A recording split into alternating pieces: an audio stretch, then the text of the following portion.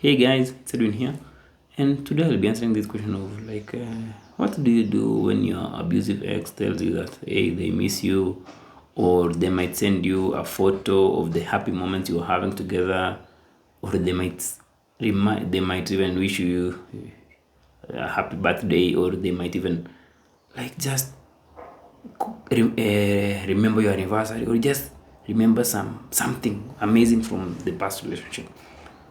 What do you do? Actually, the first reaction is you will, of course, feel that depending on the level of growth you've encountered after leaving the relationship, you might feel that, hey, maybe this person still loves me, or maybe we can still make it work. So, I'm going to explain to you the reasons why they do that and what you are supposed to do. The first reason why they do that is, of course, manipulation.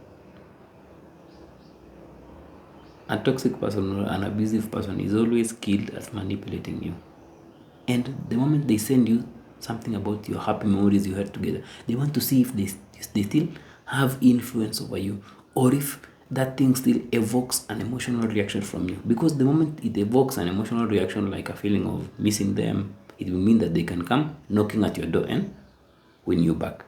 It means that they still have influence over you. So it's just outright manipulation. The other thing is hoovering. Hoovering is like they want to suck you back into the relationship. They want to suck you back into the relationship. The same way they sucked you into the relationship in the beginning, when they were idealizing and even love bombing you and even future faking you and even talking about those fake promises about the future they will have with you. So they just want you to take you back into the relationship so that they can start the cycle again. So that they can supply their needs, so they can use you for their own benefits, if it was sex, money, or status, or just something you're providing them with. So if they want that, they'll send you those pictures. The other reason is they just want to maintain that connection with you. Because something about abusive people is they also have this fear of abandonment. They don't want to be left. They don't want to see you being like 5 steps ahead or 10 steps ahead of them. They just want to feel that you are still in the same boat. Because deep inside, they also have deep insecurities. They are also scared because they don't want, because the moment you create that distance, it will mean that they have to look what's deep within themselves. So this trying to reconnect is just kind of trying to see if there's still a connection so that they can feel good about themselves. Like it can be just this ego boost if they get a reaction from you. One last thing is they just want to provoke a reaction from you. Because something about manipulative people is they thrive when you react. Because when they get a reaction from you, it will mean that they still have control over you. They still have influence over your life. Let's say if you react by saying, "Hey, good moments. Thank you for remembering my anniversary," it will mean that they still have control over you. They still can come back into your life. They still can use you in their games of manipulation. They still can use you in their love triangles. You see what happens there? So they just want to see if you are reacting to it. If you don't react to it, they'll see that, hey, this person cannot be messed with, and I can't even use them for my own or to extend my own games of manipulation. But if you react, they'll know that, I can still use this person to win over other supply. So those are the common reasons actually, and their behavior is a bit unpredictable. Those reasons may not really depict their true intentions, but just know that a manipulative person, an abusive person who's not really gone deeper cannot come with good intentions. They normally come to take away something good in you.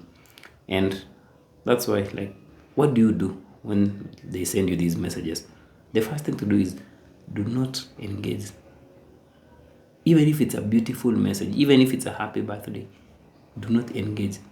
Because these guys are really good in persuading you. Especially if you've not really started working on your unhealed wounds or working on those negative beliefs you have about yourself. Do not engage.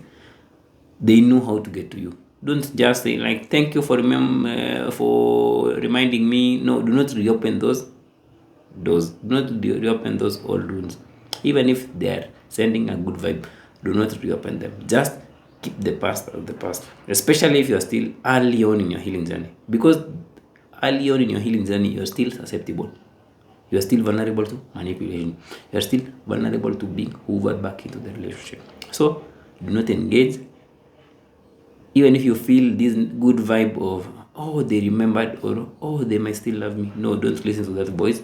That is still the voice of your unhealed traumas, which is trying to take you back to the familiar environment. It's the voice of that trauma bonding, which is trying to bond you to what you are familiar with, bond you to what you are comfortable in, or bond you back to that comfortable or familiar pain, or that comfortable pain.